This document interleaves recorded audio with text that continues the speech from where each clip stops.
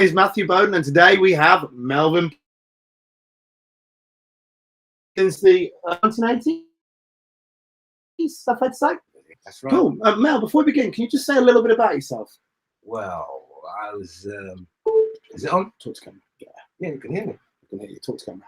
Yeah, I grew up in East Anglia, Okay.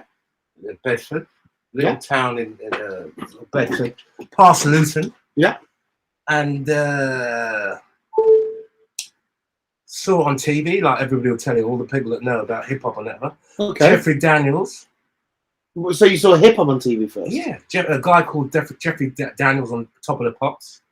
Top of the Pops? Yeah. Right, so we don't see much anymore. Yeah. I'm an old man, as everybody keeps telling me. And changed my life.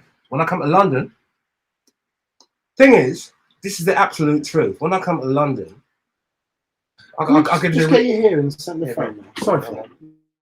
No. Hey, everybody. So when you came to London? Yeah, when I come to London, I was trying to make friends. It's not the country, it's London. And I went to one of the toughest estates. Back then, and things were different than they are now. So they moved me to a tough estate called Stonebridge Estate, which used to be bad. In fact, we're near here now. We're now in Stonebridge Park. Now it's upmarket. Now where I live now is nice. But this was an estate. They've knocked it down now because a lot of people that will tell you about my age or a bit older will tell you that in London, back in the day, it's changed. Everything's changed.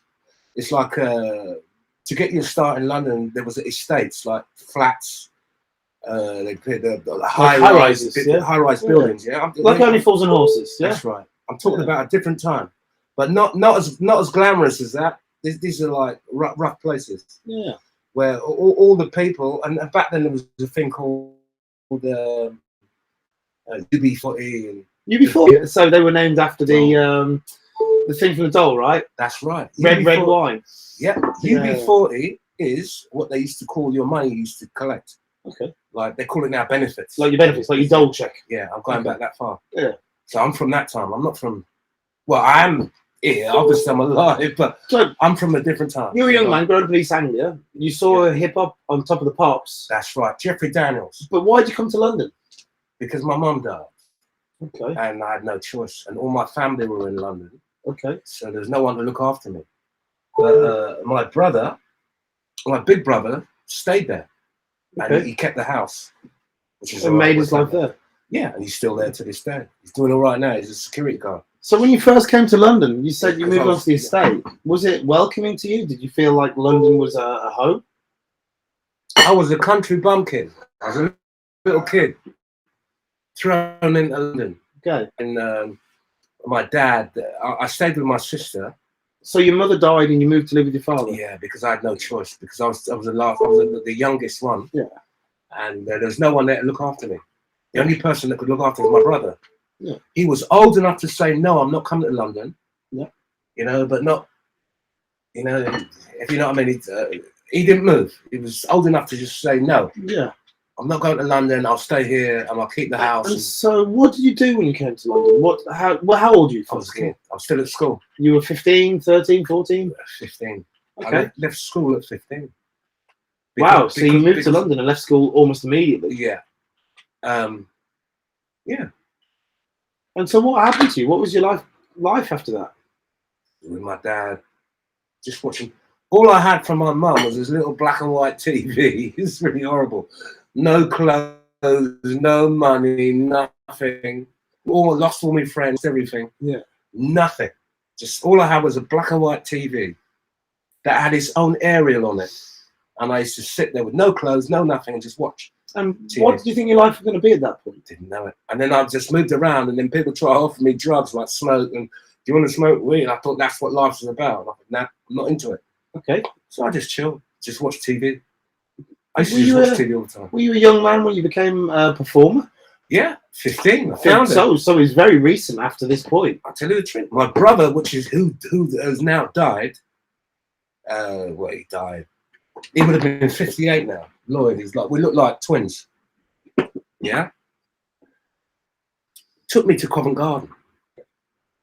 And because I tell you what I used to do, and I'll say this. You know this carpool thing, what the people tumbling and jumping around and do. I used to do that when I was a kid anyway, just for fun. Just for a laugh.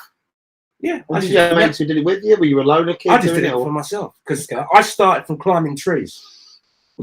And then I got so good at things. I didn't do the, I used to do, I'll be honest with you. I used to, in London, when I came to London, just for fun, I used to flip over things.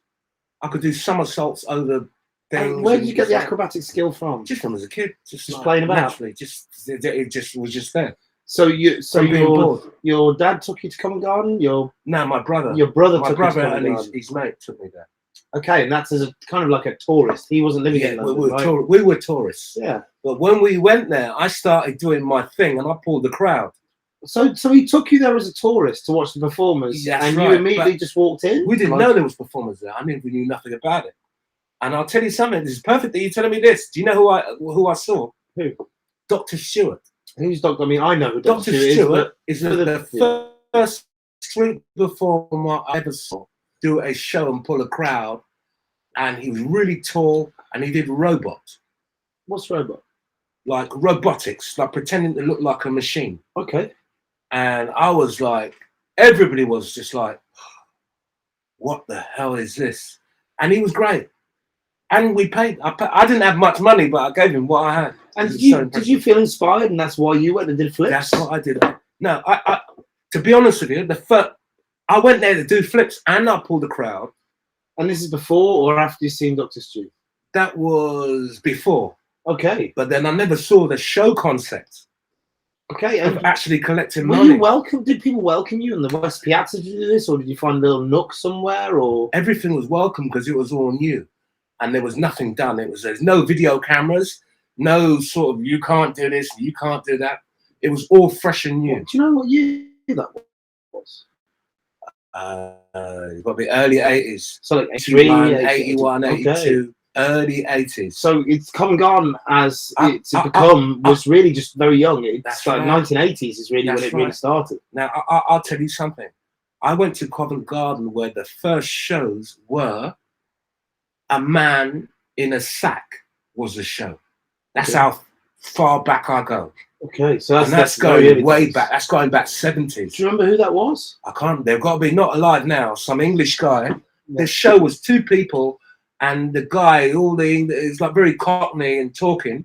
Yeah. The first show you would have seen at Covent Garden was an English, like a market trader talker. Yeah, man in the sack. Okay.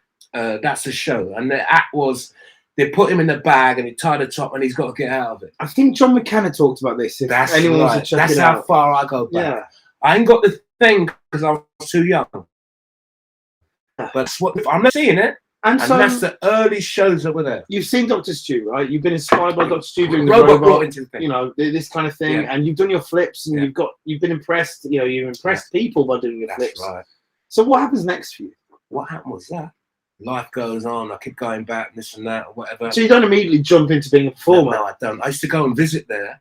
Okay. But what you do is you go down there and have a good day, then you'd leave. But I remember always the feeling of going down there, and it happens to everybody. That's why I can relate to a lot of people. They get lost. They don't know where they are. But they get caught up in a fantasy world that doesn't really belong to them. What do you mean? In other words, you turn up somewhere where you have a good time and it's very moody. What do you mean by moody? Moody means 1 minute something nice is going on and the next minute nothing's happening. Okay. So you're left waiting. It's like, it's a different world. And what it does down there, it holds you. Covent Garden, if you notice, everybody that goes there, there's something about it that holds you there for years. Your heart stays there. I don't know what it is. I can't explain it. You know, once you go there, it will hold you. And you were snared in this spider trap, so to speak. We all are. Yeah. Everybody that ever goes down there gets snared there. They'll go and come back, go and come back. It's an experience thing, that place. And so it's a magical place of London.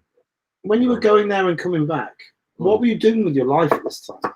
Well, I was private tutor. What were you tutoring? Just for school, because I was young. Okay. In other words, they would teach me school that I'd missed. So you were being privately tutored? Privately tutored because I left school so young. Young, yeah, that's right. So I did that and just, that was it. Watching my little black and white TV. And then go to Covent Garden, do a few flips. That's what, flips and whatever. And I remember the first show that I did when I pulled it. The thing was, the concept was, I didn't really go there. I'd go there for a day out and not really want to do anything and just see who was there. You just walk around and see who's there. And were the performers all welcoming to you? Were you part of the community? I didn't really know the performers, but what you do is you gravitate to the energy of anybody that was doing anything at the time. Yeah. And then at one time, there was nothing going on when I used to go there. Then there were acts got into it. I think everybody did the same thing that I did at that time, at the same time. In other words, from the man with the out the bag, it's got to evolve because somebody must have watched that person and thought, I can do better than that. I'll juggle, or I'll do this and do that. And it evolves like that. It's like with street performing, you evolve if you watch somebody that does something. Somebody can be a bad performer. You watch them, and if you can do better, that's your place. That's how it is. It's like if you see somebody do a show, everybody does it because there's not one performer that hasn't watched somebody that you evolve. Yeah, but you said gravitate towards them, but you weren't because doing of shows Robot. at the time. I could relate to Robot. I couldn't relate to juggling and doing this and doing that. That coming later. Unicycle. That come later when I was there. When I was there, that wasn't that didn't exist. Well, it didn't exist there. Was it more poetry and dance and things like Jim McKenna doing kind of what was essentially like actorly skills? Those were the shows. Admiral Benberg talking. That's a bit later. Just talking to get a crowd. Just talking, posh talk. Ba, ba, ba, ba, ba, ba, ba, ba. An audience. Something I'll tell you about Covent Garden, the American accent wins. Everybody looks up to America. English people look up to American performance. Is it like some exotic kind of thing? It's just the way they speak. It's like, remember, all the great movies are American and thing. There's a compelling cultural asset to having an American accent. That's right. Yeah. So what it is with an English crowd, if you ask me, are the best crowds in the world because they will wait. They're just waiting to see something. But you have to remember this. If you get good at something, someone's going to come up and beat you. And that's the great thing about performing. No matter what you do and whatever your place is, everybody has a place. Yeah. In fact, I'm not going to diss anybody because you got to start out. I could mention somebody, but I'm not going to do that. And if you go to the alphabet, there's a second letter in the alphabet, right? That's all I'm going to say, right? That's the person I'm talking about, but I don't want to say it by name. But if you know me, you know who I'm talking about. And it's second letter in the alphabet, you know? It's that person. And I would say, right, without having to go at anybody, there's nothing you can get from that person. But they're trying. And if you do me, I know I'm talking cryptic now. And I think you know what I'm talking about. I do now. I think I understand. You know, but I'm saying, all right, let me get off that now. Yeah. That makes me laugh. It's like, for example, I'm going to say something about you, Matt. Okay. When I first met you, I saw you in a different state than you are now. Well, you saw me at the I'm not going to say nothing bad. I'm going to say beginning of my performing career. I'm going to say it as nice as I can. As nice as I can. I saw you evolve. And that's exactly what I'm talking about. So I'll leave it there because I've heard you. I'm going to take Melvin's words that he says to me when not on camera. He saw me there with dreadlocks and this kind of weird hippie guy playing with his ball. I didn't want to go there. That's the words that we would use off camera. And you watch me slowly develop and build into being a great performer. Thank you very much. Because you took what I'm trying to speak about.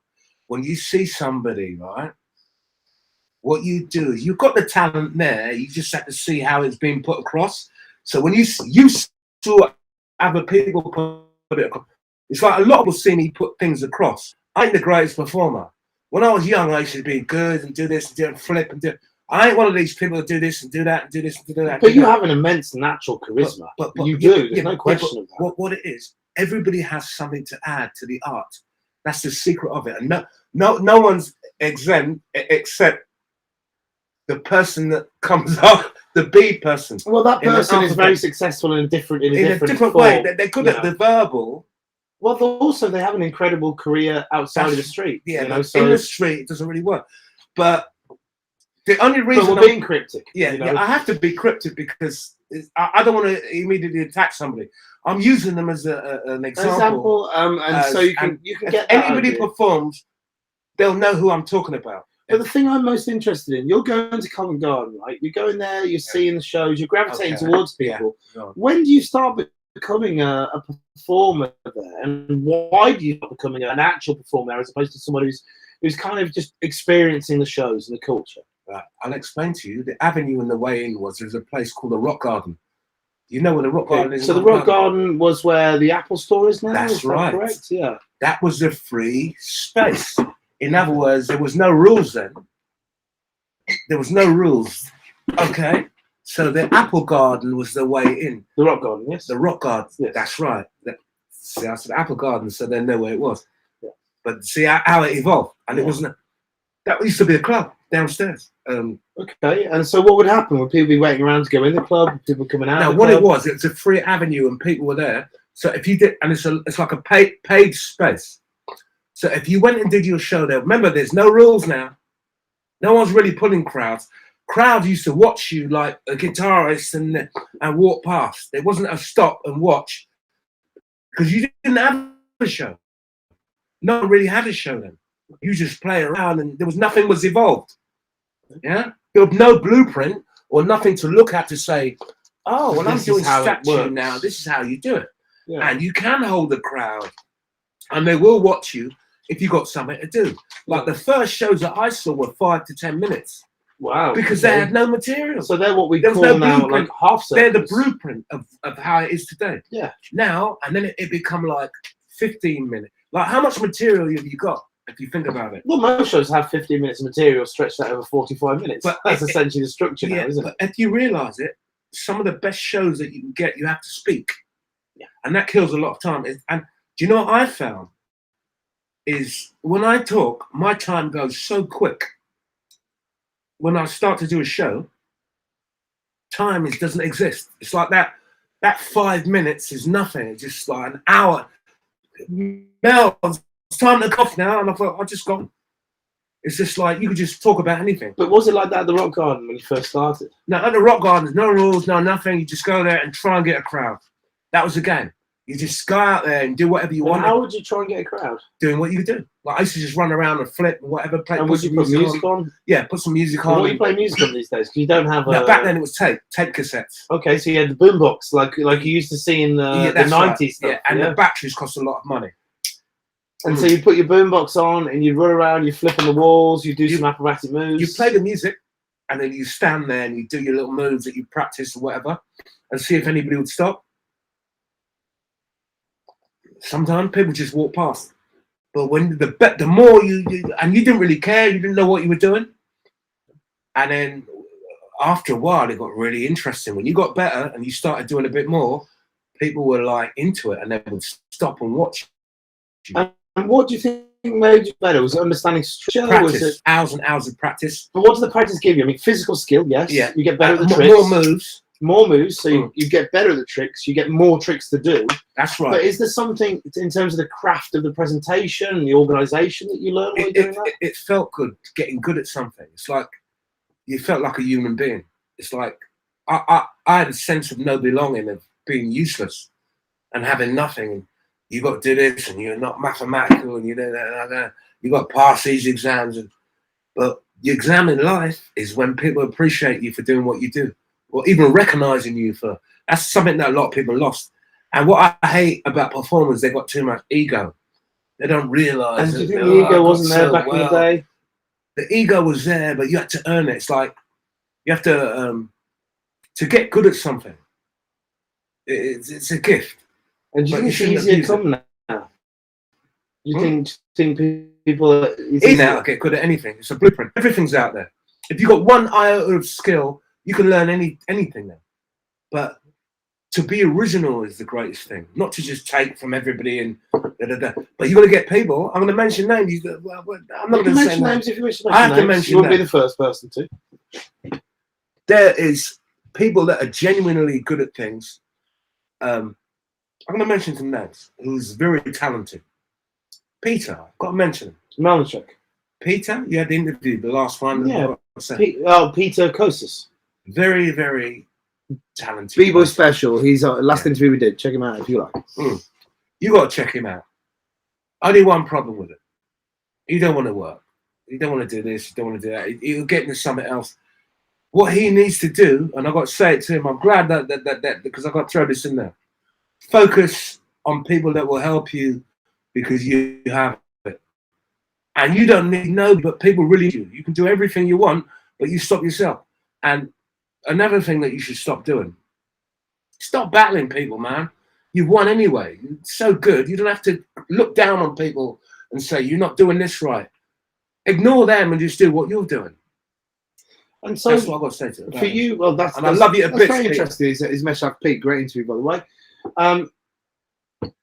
When you were beginning, you were working the rock garden. You were putting stuff together. That's right.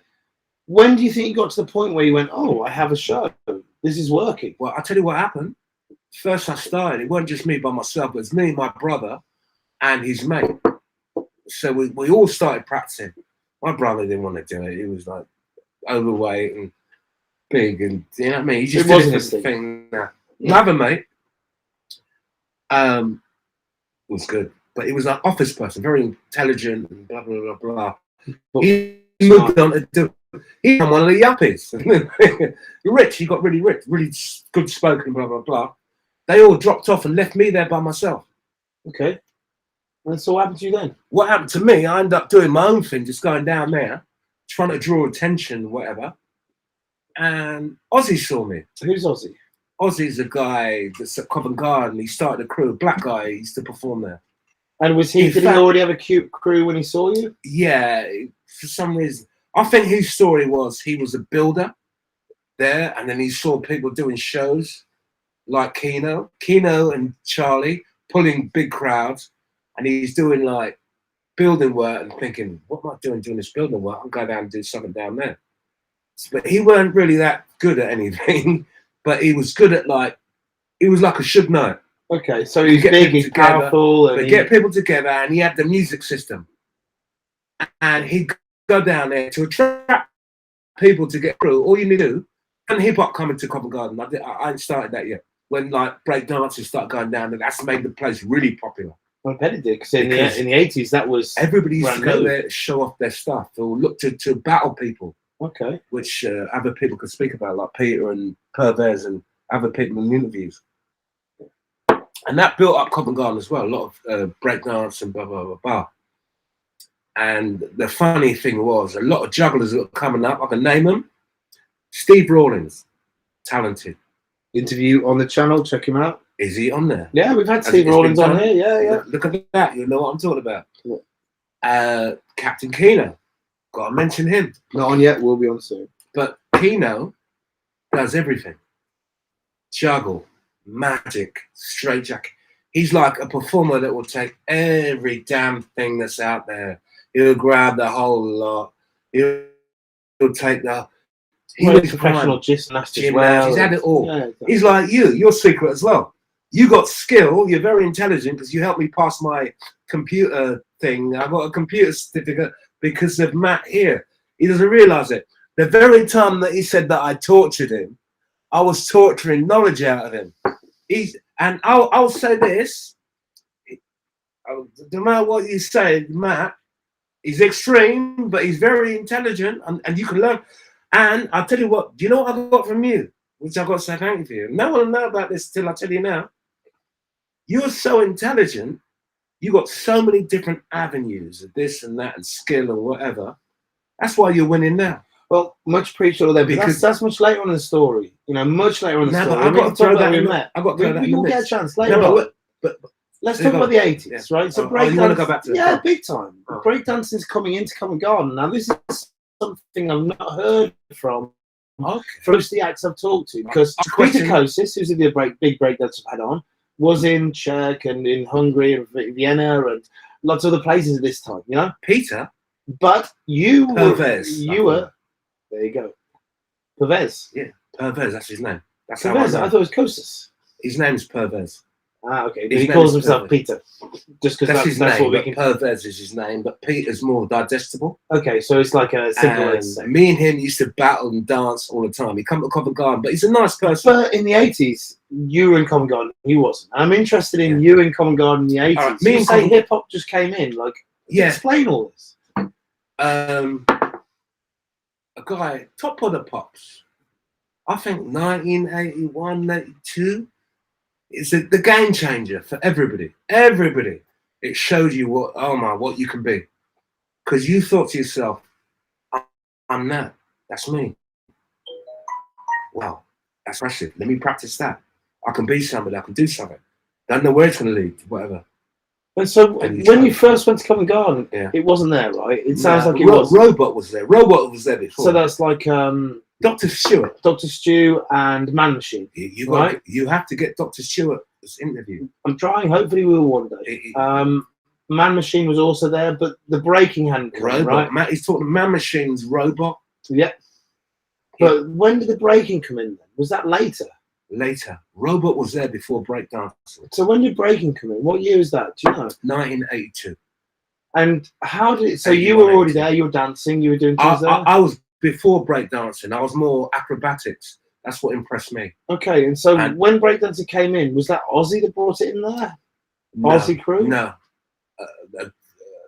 Another person you got to get hold of. Dolby D. Okay. Sidewalk. A crew.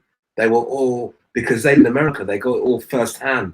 They brought it there. They were doing the first shows there. And what were those shows like? Oh, they were killing them. And the first person that did footwork, 6-step, and backspin and all that stuff, a guy called Dolby D, which you have to get on. We'll definitely try. Look him up. Definitely you have to get him on there. I saw him, but the 6-step is the first person I ever see go on the floor and do the break dancing on the floor and the thing and all the twists and all that. And so when you saw that, how did you feel? Was it like an epiphany? It was like, oh my God. I didn't understand it. To me, I was like, I didn't understand it. It's like somebody looking at somebody do that ball, you know, the crystal ball. Yeah. For the first time. You don't understand it, but you know it's good. Yeah. You ain't got a clue what's going on. And did you think I want a piece of that? I wanted a piece of the movement. They had a crew of about 5 or 6 of them, I'm not sure. And they used to dance, and one did robot and one did this sort of body popping stuff. Yeah. The other one went on the floor and did the 6 things running around on the floor, which looked good. Yeah. Didn't understand it, but it looked great. And they had it to set to music. It was like something that you don't understand. It just blew me away. And so Aussie's crew came how many years after this? Aussie crew were after that. Many years or like a few maybe years? 5 years after. Also quite a long time then. Yeah. So was there other people coming into Covent Garden doing breaking before that? No. The first people that ever went to Covent Garden that were not controlled went to the back. There's a place called Judy's Pantry, where now is the Royal Opera House at the back. Yeah. It's all knocked down now. There used to be a market there as well. Okay. And you perform in front of the market. And I was one of the first people that when we got shows in Shandor, I'm talking about that years later. Like Shandors. Let's get into that later. Let's have some chronology. Otherwise, we become too confused. All right. Well, go on. So Shandos, you did the shows back there. That's after Aussie Crew, right? After. So you want to go early. That's Aussie Crew. Yeah. So Aussie Crew, joining Aussie Crew. Aussie's seen this stuff. He's a builder. He's seen something in the square. Yeah. He's pulled you guys together as a crew. He's pulled us together. The way he done it was he had the music system. Yeah. And he would play it. And down there was loads of people that like saw Jeffrey Daniels, wanted to go and show their stuff. And that was the place to go and just wiggle your body. Just to see who you could connect with. So it's like a community kind of thing. It wasn't even about performance and doing a show. It's about like, I'm going to go and show off, basically, and see what other people are showing off with. That's right. And there was a place to practice, which is Charing Cross, Davenport. Okay, yeah, Davenport, in the basement. Yeah. Back then, there was no one coming out saying, move away, my shop, blah, blah, blah. They were happy for, plus... To have a bit of culture there. Nobody... I got a great one for you. The skinheads. When the breakdancing used to come and try and break your kneecaps, I was down there. Wow. Other people, when you interview, will ask them about that one. Okay. Imagine you trying to practice juggling, Yeah. and you get a group of mods try to break your arms. And did they, like, I'll be frank with you, did they come and try and break your arms because you're black? Nah, it was like the mob. I was there when the skinheads, they were like a group of thugs. But what was the thing? Was it racist? Were they doing it because of racism, or were they doing it because they didn't understand the culture, or they just wanted to fight with anybody? I'm not that old, but I do not remember that skinheads were not nice. Yeah, they had the braces and the thing, and the thing with the doctor, and they were like thugs. They had a gang, and when you're breakdancing, it changed. It was like another gang. Yeah. So they wanted to come and destroy. I remember being attacked by them. Okay. They couldn't catch us. We left. You can do parkour. But I'm old. Yeah, well, I'm old enough to say that. But you weren't then. It's a negative side to what's going on, but it was there if you were there. But even though it's a negative side, I think it's important, especially when you're creating an archive. That's how far back I go. Get all these things, you know. Yeah. So Aussie's crew. So he's put the music on. He's drawn people in. Yeah. All the people going out there flexing. They've been drawn in towards this. That's right. Including yourself, right? That's right. Okay. So he what chose was next? He was like the leader. Was he like a king? And he just went out and said, you. What he was the man with the music. He was a man that had the brain to go, if you want to make a bit of money. And back then, we'd make a $5. We'd do shows all day. There was like 8 of us. He'd pay you a wage. No, out of the hat. Someone used to go around collect them. He taught us how to work the crowd. Something that's forgotten. I've got to speak about. That goes with that time. Yeah. But probably you don't. A thing called bottling. Bottling is a thing where you go around. It's lost in the art now, where you do your show, and somebody goes around and collects the hat. They get a hat and they walk around the audience. Or a bottle, as it used to be, right? That's what it's called. It's called bottling and collecting. That is an art. It's gone now. Now you do your show. You have to hold them to the end. Whoever's at the end, that's how you get your money. It changed, didn't it? And then the speech. You make a speech to make your money to become human. Are you okay for a drink? Would you like a top up? Of course I was. I don't want to know my. So apparently, I heard that Go on. back in the day, the reason it was called bottling was because people walk around with a bottle, and if you put a coin in the bottle, you couldn't get it out. At the end of the show, they'd smash the bottle. History. Apparently, you are correct. That is history. If I'm correct in thinking this, some of the bottles. I'm correct in thinking this. People used to say, you do your show, you perform. Yeah. And then people would walk around who weren't your friends, who didn't know you, and collect money from your show. That is the downplay on I heard this. He knows. See, he knows. He wasn't even born. I was there when all that was going on. I'll give you another bit of history because I think that's what you need to hear from me. Please. In Covent Garden, the history of Covent Garden, I mean, relevant to us, the people that are there, is there used to be a thing called flower ladies. Okay. That used to sell flowers and dress up like Victorian characters and do that. That's gone. I've seen the place change. And there was a bigger community with the people that run the place. There used to be an organisation called Alternative Arts. Yeah. That used to give... used to bring people in and book them to do performances. And at Christmas, we still have a party. Do you think that the place better having alternative arts bring artists that would not necessarily be there anyway? It was better because there was a sense of, as you would call it, camaraderie. Okay. There was a sense of being there. And was there do you think it helped you as a performer seeing these different acts which weren't acts that necessarily work in terms of making money on the street, but there'd be a subsidy to bring them there to perform there? It was good. Everything was good. Do you think it helped you though? Yeah, it done. It does. Everything that's unified for street performance stuff is helpful for the art. And I'll say this for you as well. Everybody has a place, like everybody has a place, in performing. Don't matter what you do. Now, I'd say there's a blueprint now, and there is a formula. Can I say that one? Yeah. There's a blueprint, and there's a formula, to doing a great show. It's all out there. Yeah. Because you've got YouTube and this tube and that tube, which really is not nice to talk about, but it is there.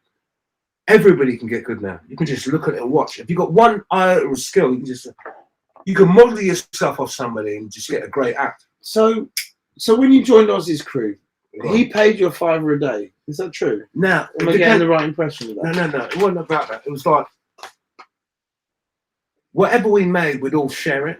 But £5 a day then was good.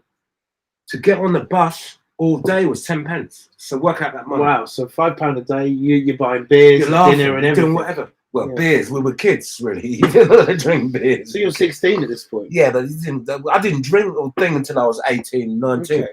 And so you're going to Aussie's crew, and what do you do in Aussie's crew? How do you dance? Work together and did routines. And you do it on the West Side? We did it anywhere we could. We used to go to, tell you that now, Camden Lock on a Sunday. Over the thing, we used to clean up and do shows. No one hassled. In fact, they said thank you. Come and do it in front of our shop. It was nothing was going on there. Camden Lock on a Sunday. You go and do your show there.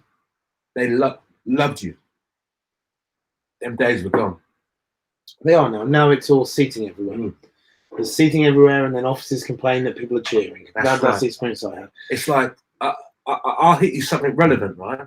I went to Spain back in 1996 with Shandov.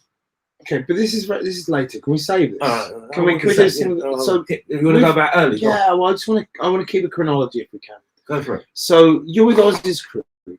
Yeah. What do you think you're taking out of that experience working with Aussie's crew? What's the dynamic between you all? Like, is there 20 people there? 5, 4, 3? 8 of us. 8 in a crew. There's like 4 young boys and 4 older people. I was one of the older ones. Okay. And Aussie just had the music. Couldn't really do nothing, but he's just controlled and just told us what to do.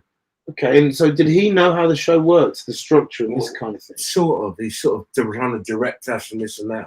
And we used to make up routines. He sort of forced us to try and get better. That's what he drove you. Yeah. You could so he was a very better. You talk about it as if he's kind of he's this domineering character. Yeah, but it seems like he was a he pushed you. He pushed you. He tried to make you better. Yeah. I owe him a lot for what he done. Okay. And what did you learn from that experience when you were there in the crew?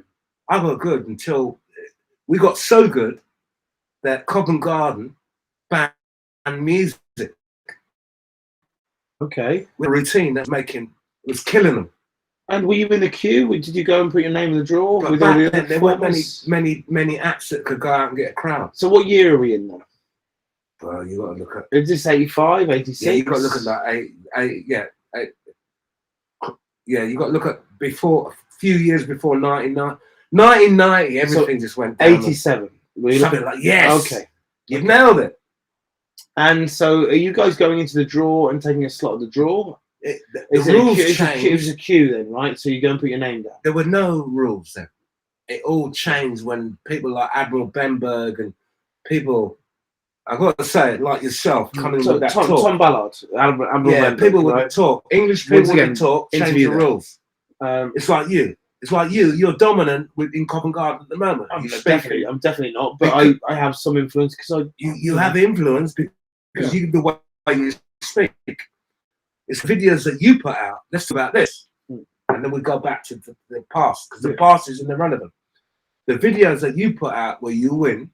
You know how to speak to the people that try and stop you. To the council, the police, thank you. Yeah. Back then, there was none of that, and there was no one to talk hit you. The way There's no cameras. There's no one to talk like that. Yeah, I'm going to talk about wet blanket. If you want to do it, when they go, you want to go back in the past. Do you know what a wet blanket is? No. Wet blanket is when the police grab you, they wet a blanket and they beat you with a stick. They wrap you in a wet blanket and beat you with a stick because there's no marks. I'm from that time. Well, I mean that went on. I'm correct if you want to go back, you had an experience as a police officer. Am I correct in thinking this, which ended up with you spending some time in prison? Am I correct in thinking that? I'll tell you what happened to me. I got assaulted. I was with Captain Keno on London Bridge. I haven't got a criminal record. Listen to this. Keno was doing all these talking. Was on things. So the police have come to. What's the situation? Why I had a Ford Cortina. I bought a car. Okay. I'm glad that you've thrown this out there. So I'll tell you. tell you the whole story. I had a Ford Cortina. We just come back from Greenwich. I was with Captain Keno and his girlfriend. We get stopped. Waterloo Bridge, near the Lion King down the thing and whatever. So going up towards Aldwych. Towards Covent Garden. Yeah. Yeah, towards Aldwych. Yeah, that's right. What happened was this. Oh, let me get this out there. I get pulled over because at that time, anybody or any black guy was being persecuted in London at the time. I can tell you about that if you want to go there. But let me just clean this story up. So I get pulled over because I'm a black guy driving a car. That's the time I'm from. Come out now. Keno's having a go and making jokes at the police. Because he's got some safety in who he is, right? He had nothing. They weren't there to grab him. They were there to grab me. So what happened was this. He upset the police so much and he walked away. And he told me to walk away and leave my car there. I didn't leave my car there. Of course, you don't leave your car. You just bought a new car. You're proud of it, right? I'll explain to you what happened. Let me finish this. I'm there in front of the police now. What can I do? Is my car? They said to me, "This check. Is it your car? Yes, it is. Have you got documents? Yes, I have. Your engine." Somebody, my brother's mate, changed the engine, so the engine number wasn't the same. Who the hell wants to see the engine number? It's also not a criminal offence to have a new engine at the time. Okay. Because Keno did all that comedy with them people and told me to walk away and wound them up, they attacked me. Well, how did they attack you? Just to jump me straight. And you in calm and peaceful? Put that cigarette out. Yeah, I was just talking to them. Put that cigarette out. I was, I've got cigarette one. And then they attacked me. I've still got the burn to this day there. You see it? I can see it. Yeah, I can see the scar right here. I wouldn't burn myself in the throat. Cigarette, hand on the thing, burnt there. Then I'm burning, I'm shaking, am I? Then I got charged for assaulting a police officer because I'm on fire and they're holding me. So he's hurt his hand by strangling you. It's a catch-22. What happened this? I got sentenced 3 months. So when you went to court, did you get someone to defend you? I had a lawyer that was like, he didn't know what he was doing. Absolutely, they assigned me, it was a setup. What happened was 12 days in Pentonville prison, yeah? On appeal, there's a guy called Peter Scott that used to run Covent Garden. Yeah, Peter Scott watches the show. Hey, Pete, if you're here. Other people went, hey, this guy, a nice guy, he didn't listen to that, did this. And I didn't, you know what I mean? Yeah. Thrown out of court. So Peter Scott, did he help you appeal? He was the head of Covent Garden at the time. And so what did he do? He wrote a character reference? Yeah. He went to the police station and said, what's going on with this guy here? He's a good character. He does shows at Covent Garden. It went to court. I got thrown out of court. To this day, I do not have it squashed. Can I ask you something personal? Yeah, go on. How did it feel to go through all that? I mean, I loved it. It was an experience. You loved it? I loved it because of an experience that makes you. And I'll be honest with you, I'm English, right? Yeah. England back then was racist as hell. Absolutely try to fit up black people. You can't do. I got told by the police, yeah? Let's not play. You want to hear some truths here? Please. This is how it works. It's changed now because people are lined up. Back then was racist. Black guy, whatever. The sus law. Do you know what I'm talking about? No. Sus. Just search you for nothing. Well, on the street. Listen. There used to be a thing where you're a black guy. A sus law meant just for no reason could stop you on the street and just search you and plant anything on you and just think, these is what I grew up with. I'm old enough to tell you that. Corrupt. So life wasn't completely easy. Did you take a lot of solace in the fact that you're going in front of hundreds of people and they're loving you? Was that something? It worked out good. At one point, I got to my peak where I was the king of Covent Garden. I had all the moves. I had all the talk. Did you leave Aussies crew? Yeah, it dissolved because of the they banned music, so no one could really work. And you guys did the crew really functioned around music, off, right? So, and then went off to do their own and come back. When the music thing went, the crew was gone. Everybody went off to their own little whatever. I went back knowing I could do a show. And so you used your chirp to do a chat. Yeah. If you want to know how to do a show, there's a lot of input that I put into doing an act. Yeah. Everybody uses to this day. You use what I to some extent, yes, definitely. You use what I do. Yeah. Everybody uses what I do because I was there to. I'll say this: there's a price of street performing. I'm out of shot, a bit low. This is your interview. I want you to be as centre frame as possible. I'm glad that you're asking me the questions. Yeah. And why do I look smaller than you? I should be bigger.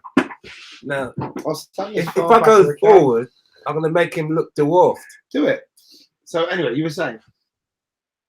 Yeah, go on. So Aussie crew breaks up. The music has been stopped in Covent Garden. And as soon as it's been stopped in Covent Garden, which kind of stops music. Which kills you. So what happens now then? So you, the Shandy, there's a few other people. Like, do you guys? Shandy came in after. We bring him in. I'll tell you all about him. Oh, please do. Like, yeah,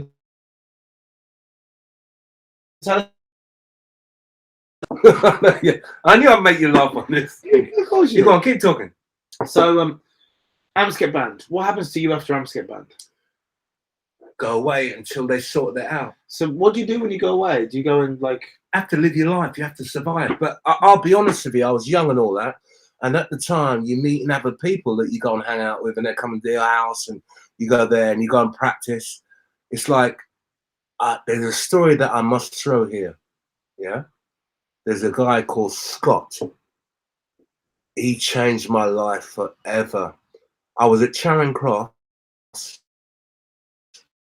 and walking, and I see this guy doing hipping, and I'm like, wow. He just continuously spun with no hands.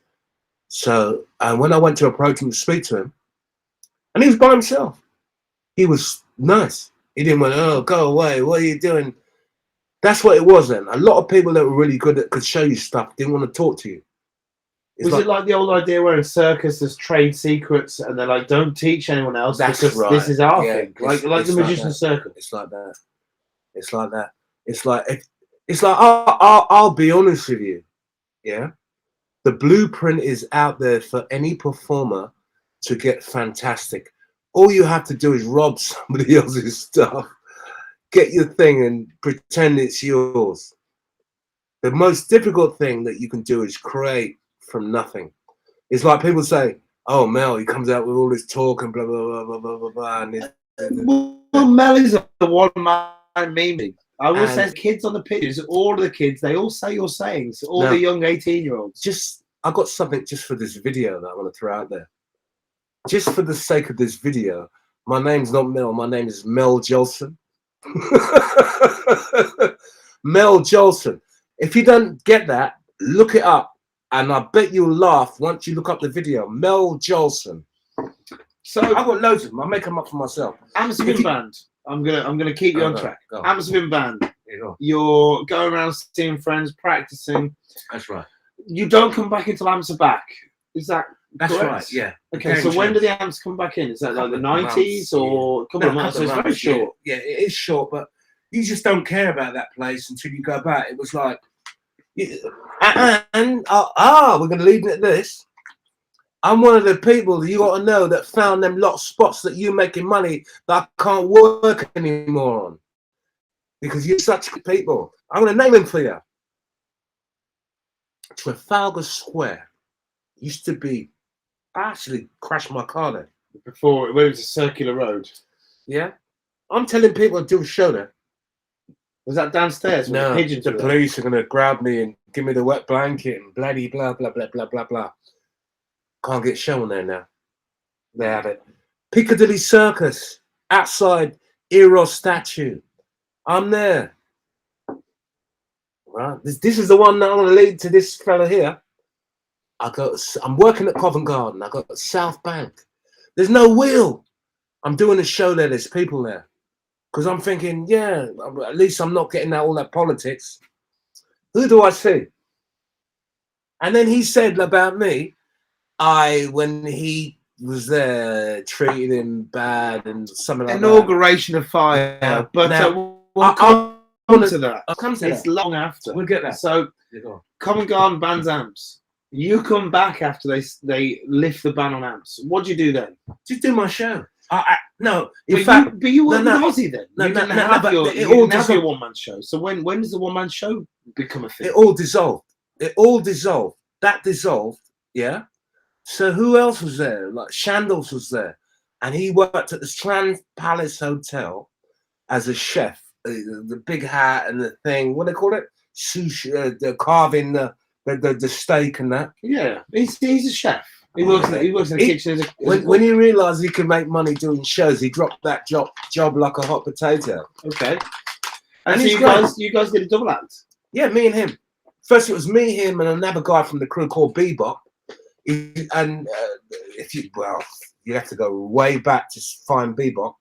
He ended up going to Sweden and never come back. I'm pretty good on the camera, don't I? You do, Mel.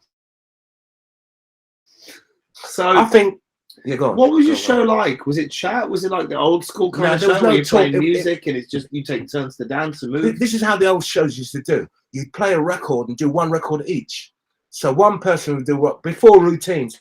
You would just play a song and just dance to the whole record. Then you'd even repeat your moves, but people would stand there and watch. Yeah. That was it. It wasn't really a show. It was just standing there dancing for a whole record that used to kill you. You, Shandy, and this other guy, Bebop, you guys start doing shows in Covent Garden again, finding places to work. So it's my turn, your turn, my turn, your turn. That was it. And so, how long do you guys work together? When does it become the Mel show? Well, the Mel show was when everybody moved off to do what they wanted to do, and I had to survive. Then I realized... Is that 3 or 4 years later, 10 years later, 20 years later? A few years there. So you work for a couple of years, right? Yeah. And then like Shandy goes off, he does a one-man show. We all split up because we realised we can do it ourselves. We don't need anybody else. Yeah. And there's certain times where some people won't turn up, so you can't rely on them. The same thing that happened to Eddie Izzard and Rob Ballard. So they split. Yeah. And then you have to think, wait a minute, I can't eat without that person. So you got to do your own thing. You got to become your own man. So you try it, and you think, well, you got to try it. Yeah. Because if not, you're not going to eat. What was it like when you tried your first one-man show after all those years? I did it for years anyway. But it was just like playing with. Did you do it on the side when you had the three-man crew, or were you just doing the three-man crew thing? I used to work anywhere I could. Anywhere you could do a show, you would do it. But what I'm saying is, like, you had Shani and Bebop, and before that you had Aussie's crew, and then before that you were a one-man show. So during the time of doing the group shows, were you doing one-man shows on the side? No. So what was it like back doing a one-man show after all those years? No. Well, what it was just natural. You just had to get better. And I got better and better and better and better and better at one point where I was just like laughing because I can talk to a crowd. You've got a natural charisma, no doubt about that. I'm going to give everybody the secret to speaking to a crowd. Okay. Listen well, guys. The secret to speaking to a crowd is tell the truth. That's my secret. And a lot of people don't like that.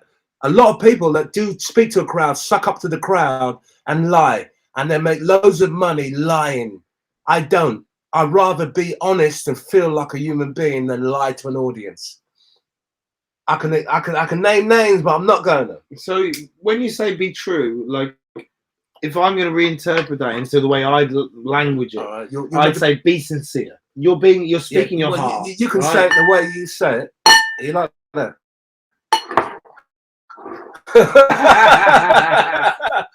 You can say it the way you say it. You're right. But you're like being real is like being sincere. Being honest. You're being yourself. Yeah. And there's a even if you're being the most brutal with an audience, there is a nature to you which is ultimately captivating. You get huge crowds non-stop. When people are getting no crowds doing 9 balls, yeah, that's right. You'll stand there and move your eyes from left to right and talk to a crowd. In a sentence, you'll have 200 people watching you. That's right. But a lot of it as well is being comfortable. Like you all have it. We all have it now.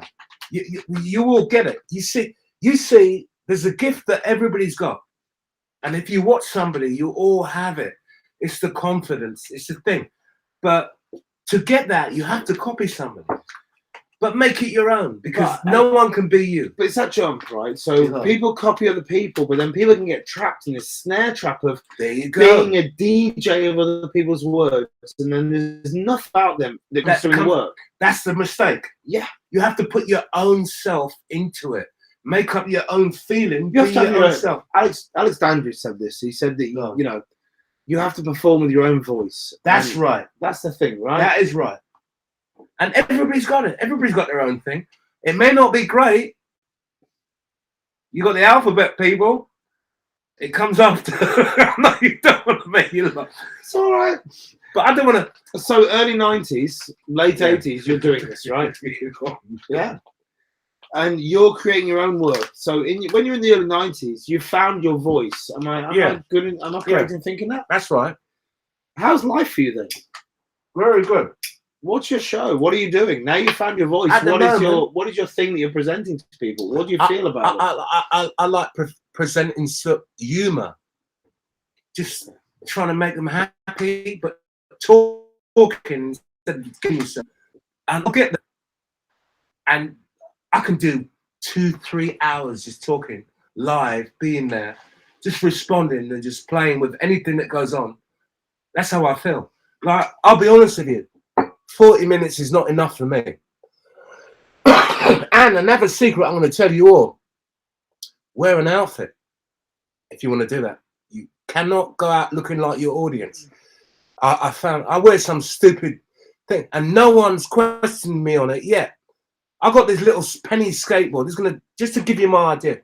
I have a penny skateboard. In a year of having it, there's only one person that commented, and you know what they said? Oh yeah, you're too big for that, and you like it's a joke because it's small. Now I wear this skeleton outfit. No one said nothing to me. It's not like, why are you doing it wrong? And always not look like your audience, even if you got no skill, and you'll win. Thank you. So Mel, in the early 90s, you saw this guy in Charing Cross doing the head spin, right? Yeah. His name was Scott. Scott. And he didn't want to tell you what you were doing, but I assume you learned. Nice what he was person. doing. And he never back in the day, if somebody was good at something, they wouldn't want to talk to you. They'd ignore you. Go and move Is that away. jugglers and dancers? Because is that everybody or just dancing? Or? Everybody that had any skill didn't want to give it to you. It's like, if you're young enough, you can learn anything. It's like, if you look at a good juggler, yeah, you can learn it. This man here got skills. He does the ball and this and that in his show. I know you don't want me to talk about him, but I'm going to give him an example. Now, there's skill to doing that stuff. You brought it back on your show, which I noticed. Yeah, recently, very and recently. You know what I thought? I didn't do it for like 12 years, 13 years. But you're doing that without the hood and the drugs. I'm throwing him under the bus here. That's true. I'm throwing him under the bus. But what it is this. That's why I'm telling you the truth. You have to read into what I'm saying here. Anything any performer wants to do, you can do it if you're prepared to. Now, I'm going to give you one thing as well. I don't practice. How did you get that head spin? Because I was told that back in the day, practiced that. your head spin. Yeah. So if I'm correct in thinking, isn't Mel can disagree with me. That It's is hard true. work. The head spin. So you got your head spin, which is, you know, as we've all seen, it's now become an iconic piece of breakdancing. Not as good as Peter though. Spin on your head. Well, Melvyn used to do a head spin, which is when you're spinning around, but then go into a drill, which means That's right. you spin around extremely fast. I can still do it if I want to. That's a very difficult trick to do, right? It's very so difficult. you haven't done that without practicing, surely. Now you practice, but it's fun. Fun is practice. And so my man, what was the name of the guy again? Peter. No, the guy you saw originally did a head spin. Lee. Was it Lee? No. Scott. Scott. When you saw Scott do it, he refused to show you or help you. No, he did help me. That's He what I'm saying. didn't want to, but he did. Now, what he did, this is what he done. Okay. He said to me, buy a helmet. He goes, go to Camden skateboard shop in Kentish Town and get a helmet. And I went and I got it. And I found the shop, it was there, and I bought it, and I practiced. I fell over and people laughed, but then eventually I got it. That's what the story was. And when you got it, did it immediately become your finale trick? I loved it. I fell in love with the move. And did you know that that was the way you I finished knew the that show? was it because it made me feel so good. It made other people feel good. Why did it make you feel so good? Because it was just like a move that just makes, like when you see some what else can I say? The only other thing that made me feel good that I've been seeing nobody else do, there's a group of jugglers called the Flying Dutchman. Right, we've interviewed one of them. Jean and Morn Chevelle or whatever their name are. And there's one of them that goes on a unicycle and he'll John Michel. Yeah. And he'll drop like that and straighten up and you think he's gonna die. I couldn't do that skill, but that was like, wow, where'd that come from? And you get this. That's how I felt feeling. from the head spin, yeah. Okay, and that's so you love knowing how people in the audience experience what you were doing. If I see something and I feel it, I want to project it. So, but by the sounds of it, this wasn't necessarily, you weren't enjoying how you felt doing it. You were enjoying the understanding of how people saw you doing it. You empathize with people who were experiencing what you were doing. This is what you do. Positive empathy. What you do is, if you feel something and you get a feeling for something in your show, to become good at something, you have to throw something that makes you feel good, put it into yourself and throw it to people and it'll make them feel the same. Okay. So that's how it works, in my mind. So in the early 90s, I assume by the sounds of it, you got to. And remember this, when I was doing the head spin, no one was doing that. They didn't even see it. I saw it secretly and brought it out. It's like footwork. There's a guy called Spy, the guy that invented 6-step and breaking. People don't know that. The first breaker that did that, no one knows because it's all hidden. A lot of this stuff and a lot of good things are hidden. Once you get this hidden stuff and throw it out there, it's for everybody. Look on YouTube, everything's out there. It's not hidden anymore, you know, but are you prepared to get there and do it and do the thing? It's like Matt's show. He's made me look like an amateur. If I go out and do my show now, you can laugh. Tell the truth. He knows. He'll go places I wouldn't want to go.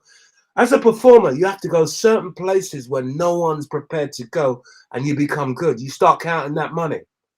But you know what the danger to counting that money is? You put on weight. Tell me if I'm lying. You start putting on weight. Success has to be controlled. When you're making that big money, man, it changes you. So when I first met Melvyn, he was a fairly rotund character. So success had found him well before I'd met him. And the success is the thing I want to listen to now. It destroys you, I'm telling you. So early 90s, okay, you've got the head spin, you've got the charisma, the videos coming charisma. In, money's coming in. You can talk, you can do anything. So what's your life like at this point? You go to Australia, 91? At the moment, do you know what I needed to do? I needed to go do the whole thing because I knew I was going to get old like I am now. And I would say to anybody, right, travel the world, man. See what you got to see. Life is too short. Take everything, visit people, do what Matt's doing. Look, he's not wasting his time. He's checking people. He's putting the footage out there for other people to learn from and listen to the stories, because somebody out of all this, what he's doing there is going to get something out of it, and it's archived as well. And what he doesn't realize, although the technology is, he needs to make a series of all this and put it into a thing and put it out there. Well, I love the advice for the archive. I'm interested in your story because it's all archive. There's more to my story, and it's still going on. Big time, but still alive. I'm old, and it tells you this: you can do whatever you want, and I'm going to change again. So to drag you back to the early 90s, right? You made this show, you've got the head spin, you've got the chat, you've got the charisma, which is something I essentially you've always had, right? What do you do with that? You've got this working show now. What are you doing with it at that time? Surviving. Explain. Elaborate. You got to eat. In this world, you have to eat. I'm sorry about everybody's got to eat. I've got to eat. You go to Australia in 91, is that right? I loved it. Australia. Why did you go to Australia? Australia was, I'll be honest with you, it's going to sound weird. I didn't think the place existed. The other side of the world. And And you know what I saw? I saw the sun and the moon in the same sky. I sat under a waterfall and cried my eyes out, and no one knew it. I saw the thing go the other way. You know when you tap on it goes one way, it swirls down. It goes a damn way. You're on the other side of the world. Needs to be seen. But why did you go there? What drove you to go there? Beautiful. But did you hear there was festivals? Did you hear there was money? You can survive there, and the world's beautiful. There's beautiful people all over the planet. But you didn't throw darts at a map and decide to go to Australia. No. What drove you there? Was Captain Keno. Explain. Captain Keno came to a little place that I was living. Right, I'm going to mention it. Some Jewish people came around that owned the place and was like, blah, blah, blah, started there like moving around and wanting money. And they wanted you to move out. More money. No, they didn't want me to move out. They just wanted more sort of money. Okay. Because being paid, they were just like bullying me. And he was there. He visited me and they came in and he went, "Nah, man, you're not living here." And he was doing well. So he went, "Look, here's the money." He was the king of Covent Garden at this time. This was the name of his king, right? Absolute god of Covent. You need to interview him. He is. Hopefully, one day we'll be able to. It's been like many times, hasn't it? Yet we will get him on the show at some point. Yeah, I'm not going to say more than that, but you need to. So he's chatted to you. You're in this place, and he said you need to get out of here. Yeah. What's the next step? He goes like this. Immediately, he goes, "You're out of here." I goes, "What?" He goes, "Look, I'm looking after all your stuff. You're not living here anymore. I'm your mate." Boom, Australia. He took all my stuff, paid for it. He took me to the visa place, paid for my ticket. Next thing you know, I'm in Australia. I'm going to Australia. Okay, wow. And you were fine with that? You were okay? Yeah. I mean, that's a big life change. You completely trusted what this man said. That's right. Mates, did it? When I went over, oh, man. Every street performer, go to Australia. It is so tough. You become the best performer you ever. Why are you advising people to go somewhere that's tough? Because it gives you cojones. Balls. Yeah.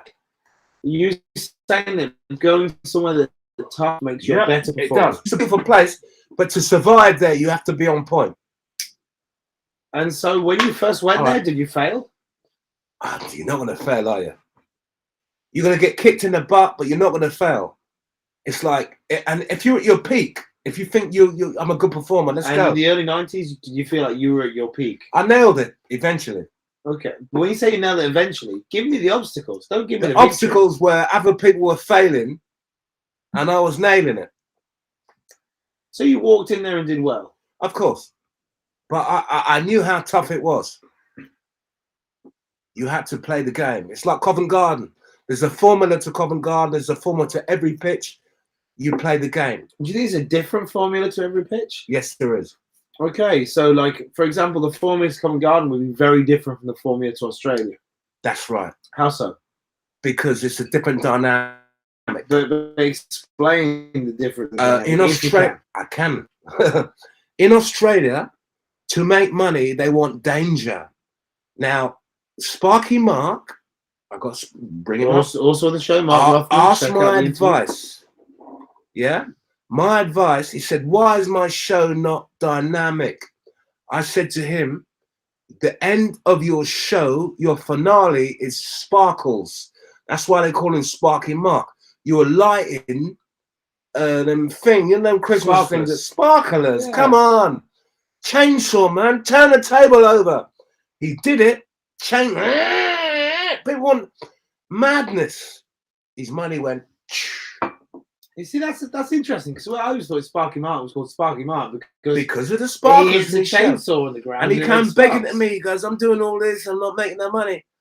I sussed it out.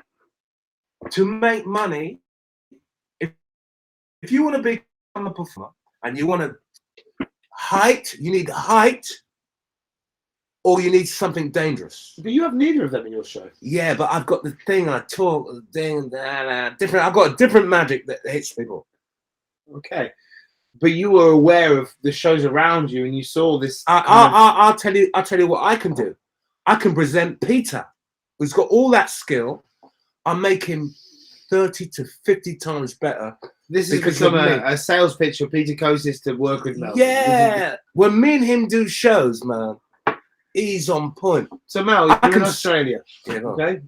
what's going on in your life in Australia? Do you get married? Do you find a lady? Do you settle down? Do you come back home?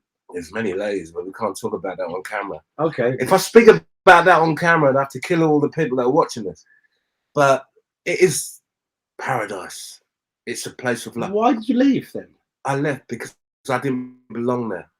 What do you And mean? my dad was not well, so I'm back. Okay, so that's So I the got reason. committed to, you know what I mean? And so you came back to London. Was life happy when you came back to London? By your dad not being I was there? on point. I was at my best. How so? Because I was sharp and I did Australia and the weather and this and that. And are we at 92, 93 now? We're talking about 96, 96. 96, 97? We're talking about 95, 95. 95. Okay, so you come back to London. What's the London scene like in 95? Same, it was nice. After 90s, it went down. 80s, everybody was having woo-oo with everybody else. In the 80s, everybody wanted to cuckoo. If you know me, you know what cuckoo means. I don't know what In that means. 80s, but then when the Rock Hudson thing happened, everybody was like, "What? We can't work anymore."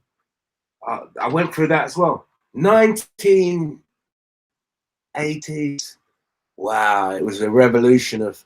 I'm going to give you a story. There's a place, Heaven Club. Down by Charing Cross. Charing Cross. Oh, yeah. I've never told nobody this, but I'm going to say it now. I kicked the door in the toilets, and who did I see? Elton John, Kenny Everett. Look me up to see if they're all mates.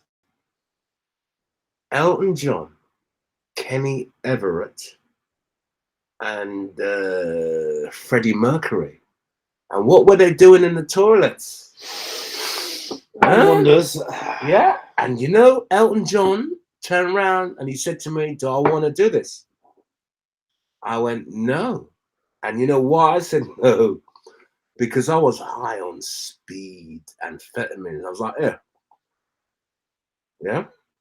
True story. Never. I only told him on Facebook.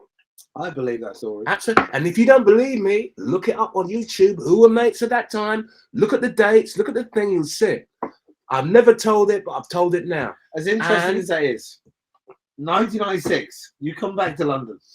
This isn't going on here because obviously Freddie Mercury died many years before this. Thank you. When you come back to London, everything's going well. Your show's kicking, right? But it didn't affect me.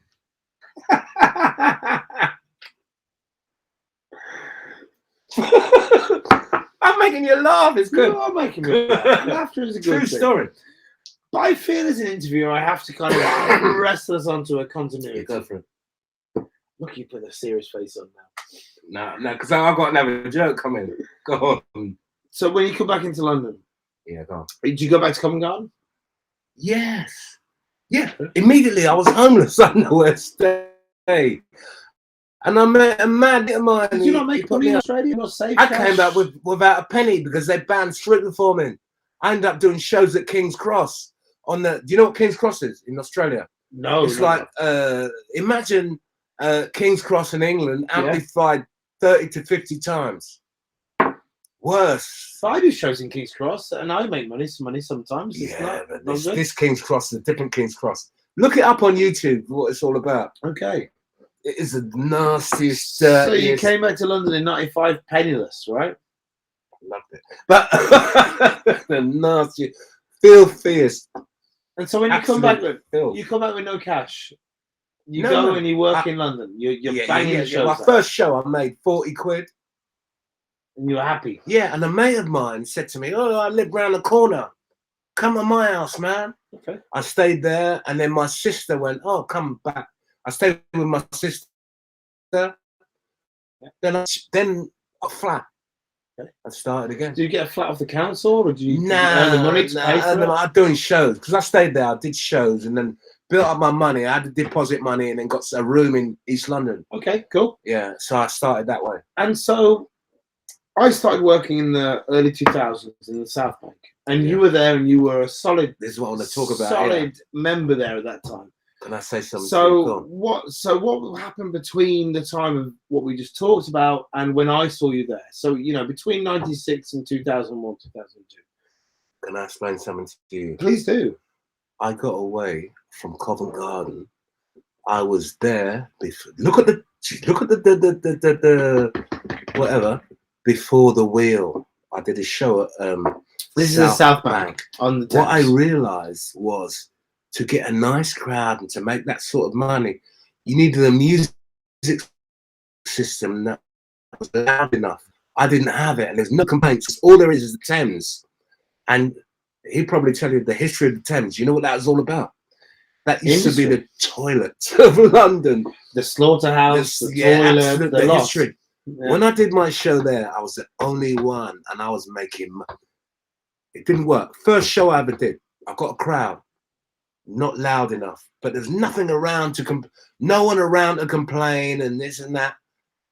I went back, and I went other places, made money, and I came back with a powerful system, and I started making some real money. I was making money like rice. Then you know what happened? And at this point, can I just interrupt? I find something interesting in this. You don't sound like you're enjoying the dancing anymore. No. It sounds like you're just looking for money.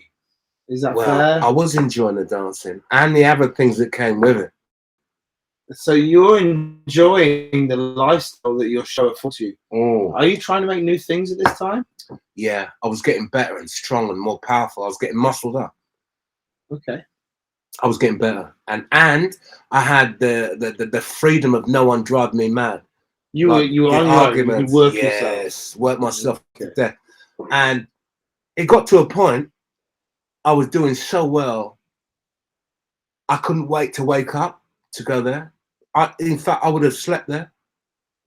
It got so nice. And so you spent 96 to like 2002 as the only guy there.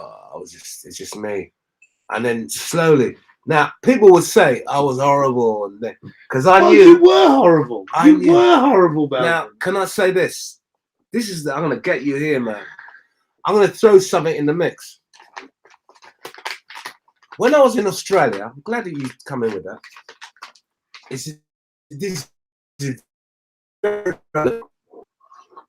I went on a tour in the Blue Mountains, and I'm walking around with a group of the other people, the alphabet people. And hang on, you got to clarify the alphabet people are in this context in Australia. A, B, C, D, E, F, G, D. A, B, C, D, E, F, G, H, Aboriginal people? Nah, we're not talking about them because they were there anyway. Anyway, let me get this. You might get me. Okay. So I'm on a tour with these alphabet people. You'll get it in a minute. And what happened was this. The alphabet person said, oh, in 1890 thing, this alphabet person fell down a hole and discovered this well. And I went, oh, God, no, I didn't like it. He discovered how can you discover something when someone's already been there? So it's white people. White people. Okay, I get it now. Now, listen to this now. Okay. Leading back to where we are. How can you be upset with me when I was at the South Bank before the wheel, turn up and tell me that I disrespected you because you just turned up and found me there? Let's work that one out. Well, I'm not. That's my gripe. Well, it's no gripe. I was there first. Leave me. And look. You were sat in a gold mine like a dragon. Thank you. Drowning in gold. I knew that the alphabet person would come and did. To this day, I can't work there. But that's not because the alphabet person blew me out the water.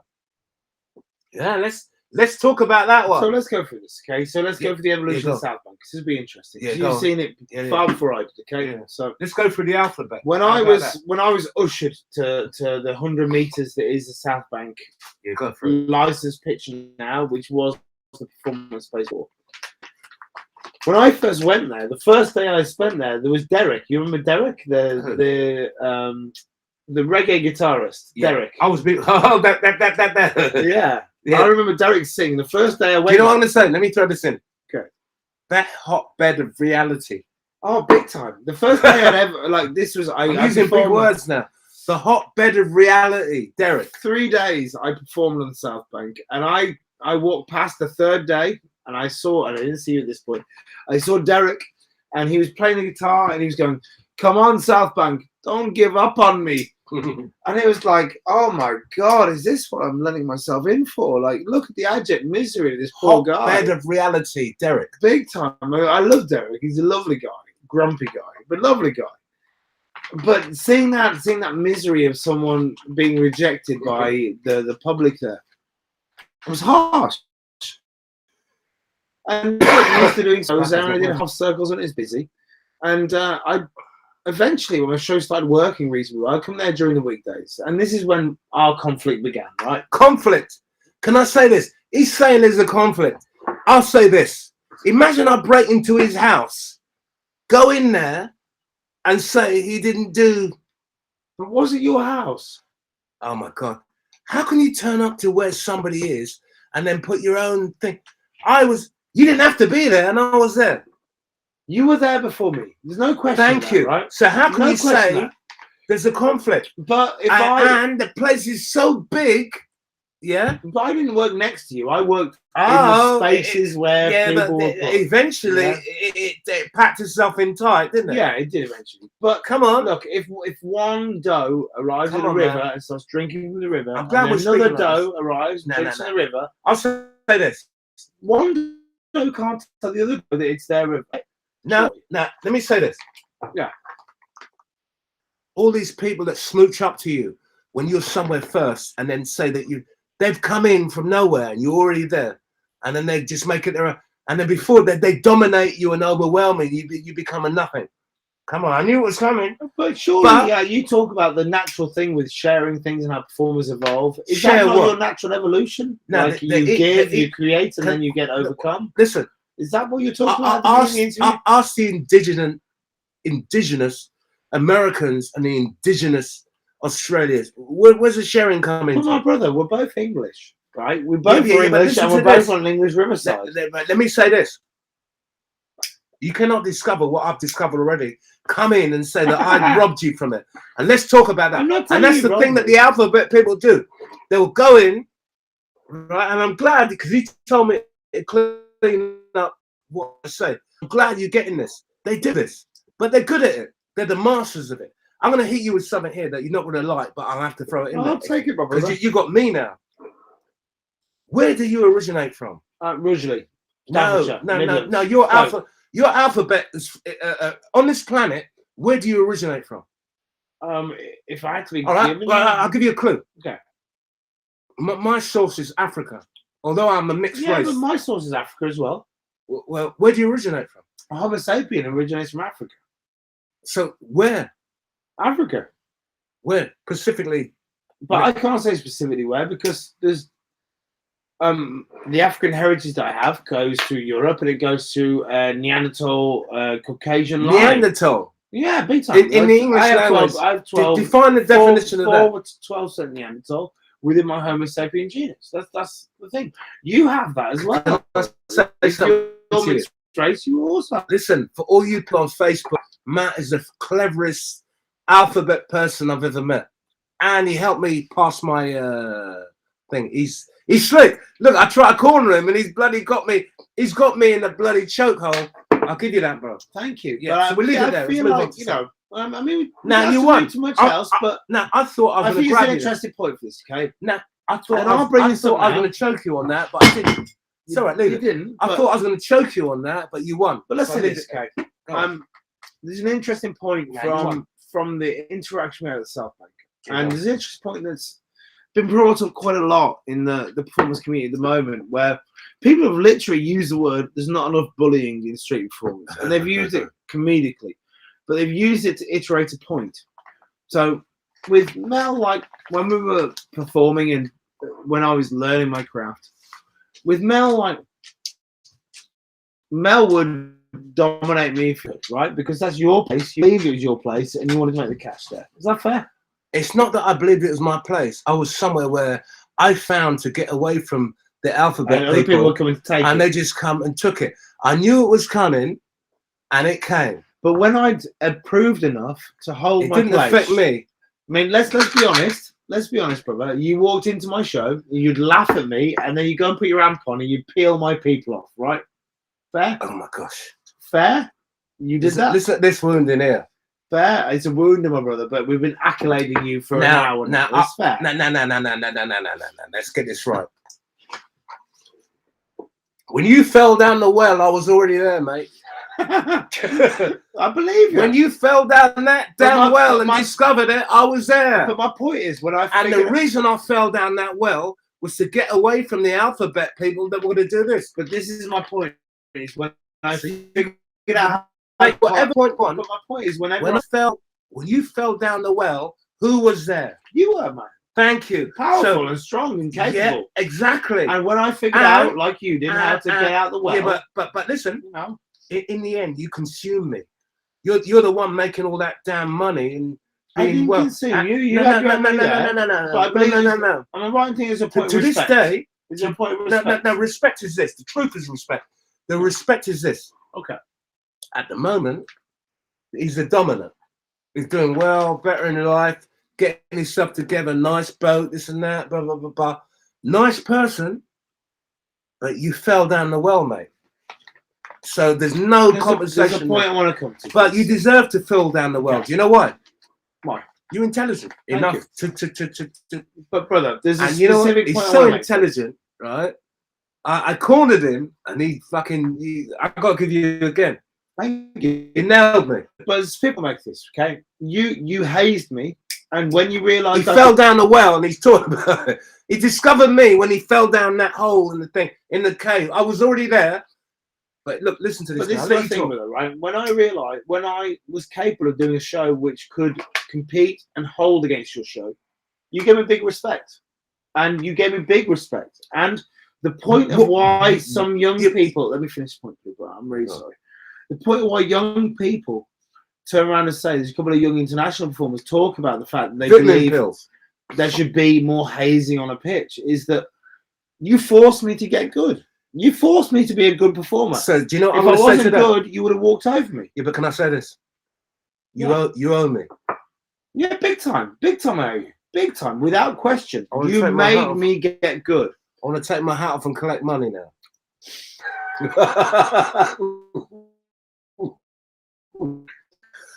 No, Matt's a good man. I've got to say something. That's the reason I did. You know what? I don't really like talking to anybody. You like the t-shirt, look. And that's Matt on the t-shirt, look. Hey, Matt. Now, he's good. He's clever. He helped me pass my exams in computing. He did more for me than loads of people. So, my brother, what happened to you after the South Bank? I'm still alive. Well, keep talking. We have like 30 minutes left. I need more than that. What happened to you after the South Bank? After the South Bank, I discovered, again, Piccadilly Circus, Eros statue, Leicester Square, where the police would beat you to death. And I take it they wouldn't beat you to death anymore. No. Things have changed, right? No. I wish I had him to talk for me. Well, you do sometimes, you know. No, you're good, man. Anyway, so I'm leading off. Talk. So, when you moved away from the South Bank, why did you move away from the South Bank? Because I got driven out by the alphabet people. In what way? What way did the alphabet people? They come in with their stupid little rules and this and that and licensing and this and all that. You've got. Can I be a bit more descriptive? You have little just for people, right? Yeah. So what happened in the late 2010s? Is it 2010, 2012? Go for it, yeah. I'm not sure the date. I will update this video with a date at some point. I think you're talking about 2001. Something like that. Oh no, it's after that. Well, I arrived in 2001, and I spent a good 10 years there without a license. It must be. Yeah, until the alphabet people changed that. Well, now I'm going to help you here. This is a story that he's trying to find. There's a person, and his name is Alphabet. It comes after the letter A in the alphabet. I'm going to mention his name. He's B. What happened was he went to the South Bank with all this talk and blah blah blah. Spoke to the management and told them, manage street performing, get them licenses, and do this, do that. That's not being one of the major. Who's Lee? Lee was that, not Bina. I'm pretty sure it's Bina. Okay, fair enough. As far as I know. Well, if you know that story, that's what I'm talking about. Carry on anyway. Oh, as far as I know, he fluffed it up. And the guy a guy called Herb Goffin. You can look him up as well. Herb Goffin was in power. Yeah, he is completely correct. Oh, this is a story that I know. Yeah. This is a story that I know. Yeah. He probably know. I can completely verify. Herb Goffin presented me, at least, when they first put the license with a license. He got in system, power, which didn't work. And then when you start liaising on with these councils and these people, they're like, we don't want you to do this, and let's have a conversation about that. What sort of people are these that these people talk to? It's happening now. People have no artistic in Covent Garden. They have no artistic influence, right? Let's talk to these people, and the conversation they want to have with you is, we want to get rid of you, and what are you going to do to stay where you're at? Do you know my thing is this? There'd be no conversation with them. Do what you got to do, because that's the future of street performing, is speaking to people that mean you no good, trying to get rid of you. You need a person like Matt to give them the same jargon. But with me, there wouldn't be that conversation. They wouldn't have the platform to do the conversation. Imagine being in a meeting where somebody wants to kill you. I mean, this is the problem. You have to. People don't give a fuck about you. I'm going to mention something now from Dave Chappelle. Dave Chappelle said this: anyone that takes away your livelihood, it's akin, I don't know what that bloody word is, but use it as this fancy word, to killing you. It's akin. Akin. Akin. I don't know what the word means. Akin to. It's akin to, it's like a, what is them? Why would you communicate with somebody like that? Well, you know how most people do it. Most people do it because they think it's a leg up. Now, cut someone else out of the fucking equation. The alphabet people love to communicate with people. I call them the D people. In other words, you're talking to somebody that's talking about, you're talking to the I fell down the hole and discovered this place people that got nothing to help you. There'd be no conversation with me. Why talk to them people? I'll see it as well. You got to do this, dance. You know, they want to use you, essentially, don't they? They want to use you for their own game. But I'll say this: you owe this guy, all you street performers that want to make any money. This guy, you owe him a lot. He's keeping the thing alive, his thing, and giving the thing, and he knows how to speak to them. If you don't believe me, look at his videos, how he speaks to them. Look, because he wins. He don't let them. They fall down his cave and he's there. He knows how to speak to them. I'll be honest, though, and I love his videos. You guys, you all owe him a lot. Like, he was one of the guys that influenced the creative. But I can't speak like he can. I wish I could, because if I could speak like he can, I would have done it to him. See how I got the laugh? It's the truth. So, Mel, how did you come from being? And I'll be honest, I'm frank. Any question? You were a brutal force when I learned street performing. You fell down the cave. Exactly. You were the troll at the bottom of the cave. Thank you. You know, you hazed me until I got good enough to get out of the cave. I was. There's like Pete Dobbin, one of the best performers in the world. He said that he went home in tears in his eyes from the way you hazed. You hazed and brutalized some of the greatest street performers of our modern age. You made them in some way. Your brutality, in some ways, formed who they are. And they're lucky they got away with that one. Well, yes. They would begrudgingly, possibly, have to, you know, put a flag in their life that your face is on.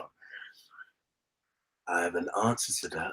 Well, it's not a question, but they all fell down that cave, saw me there, and then they're doing all this screaming. Did Leicester Square get closed down at one point? It's closed down now. I can't work there. I got surrounded by police. Am I right in thinking in the late 90s, Leicester Square got closed down? When I was there, I went to the late 90s, right? I went to court. 97, 98, 96. Yeah, all got closed down. Okay, what happened? Because too much noise pollution. People were coming there with drum kits and banging and. What was the vibe in Leicester Square at that time? Now you have to remember, Queen Victoria, the rule was still there. Your dog, Queen. It's a German Shepherd just off shot. Imagine that. Black guy with a German Shepherd. You know that one. He loves him. Now I love your dog. It treats me better than he does. You know that. He's the one that bought the drinks. Look. He's a generous pooch. See that? Now let's go there. So Leicester Square, late 90s. Late 90s. What happened was noise pollution. People were coming there with drum kits. Imagine that. But what used to happen was at 3 o'clock, the pubs used to throw out people out 3 of the o'clock pubs. in the afternoon? 3 o'clock in the afternoon. Queen Victorian. 3 o'clock in the morning? Are you talking about? 3 in the afternoon. Pour out of the How? pubs. So it's still sunlight. And people That's are pouring right. out of the pubs. Yeah, because of Queen Victoria, you could only drink from 11 to 3, and then open from 5 to 11. That's fucking mental. That was, for my young mind, that's mental. That's what used to happen. Look it up. Wow. Because that was Queen Victoria. They abolished that. That was Queen Victoria's room. So rule. So people came back in at 4 or what? Like, you go back at 5. Okay. Wow. But what happened was, when you want to finish your drink, hurry up. Last orders at the bar, ladies and gentlemen, please. So everybody used to pour out.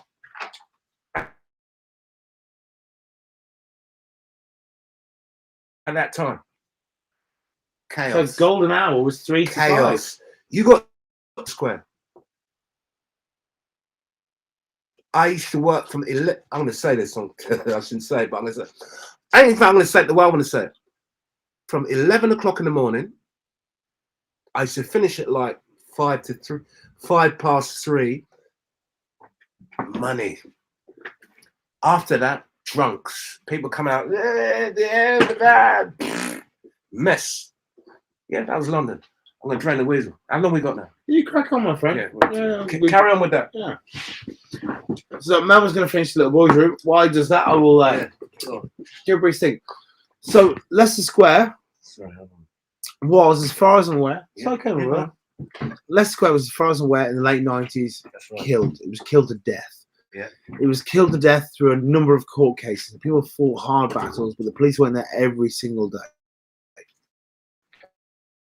And they pushed people away from the place. And that place was empty for... That's right. You're right. It's got to be a good 8 or 9 years. It was 8 or 9 years until Peter Kosis and his crew, which is in the interview last Wednesday, came back and opened up the pitch. And they opened the pitch and they had it to themselves for maybe 2 or 3 years. At that point, after 2 or 3 years, that was the point where I'd heard that people do shows in Leicester Square. I wanted to go and open the pitch up. I believe that all pitches should be shared. And one of the interesting things which I'd like you, if you of an open mind, watch Peter's video, Kosis, last week, and watch the video this week with Mel and the way he talks about spaces, and then maybe watch a few of the interviews that we've done, and just try and decide what you think about the pitch. So I think, personally, as a disagreement to Mel and Peter, I think once pitch should be open. People should share and should share equally with each other. Have them all as a space with equity for everyone to have cultural influence. And so I went to Leicester Square and I tried to influence and create that space there, and that hopefully led to what was there now, which eventually led to this licensed space. If you're interested, just before we go on, anyone who's watching right now, if you could share, spread. Covent Garden is about to have police and council potentially coming down to stop them. The licensing battle is reaching its zenith. So if you want to go and check and help and support, now is the time. You taking a piss? You happy? Your bladder is empty? Not really. No, enough though, yeah? Well, you had a problem to relax, my friend. Are you ready to carry on? Go for it. Okay. So, you were talking about Leicester Square. Please continue. Leicester Square. 3 to 5, everyone came out. It was golden time. How did it become like? I briefly went over it. I know. Why did it stop being a thing? Because when I went back to Leicester Square, like maybe 10 years ago, there was only one crew there.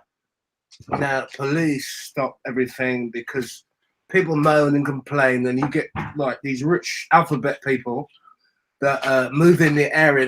The noise and blah, make phone calls. So people got to respond to noise, and it's happening in Covent Garden at the moment. Very much so. Yeah.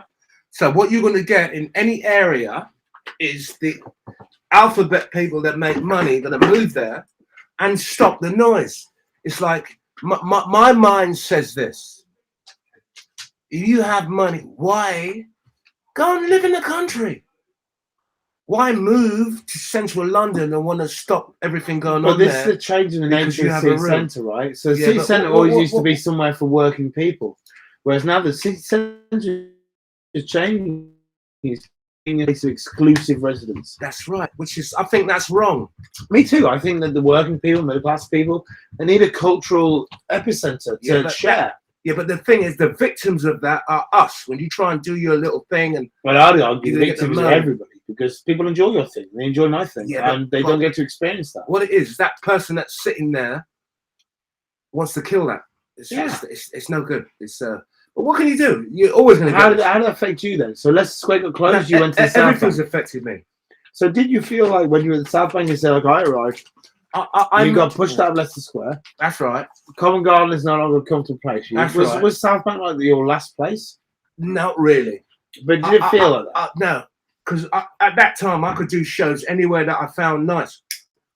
So why are you so angry at someone like myself being a because you fell down the hole? I'm not angry at you, but I could tell you the truth.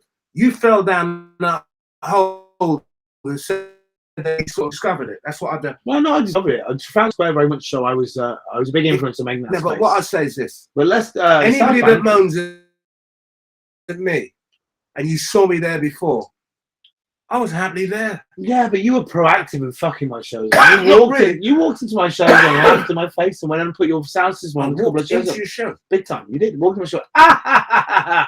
And you said next to your sound system on. Are you sure it's me? 100%. I can't remember doing that.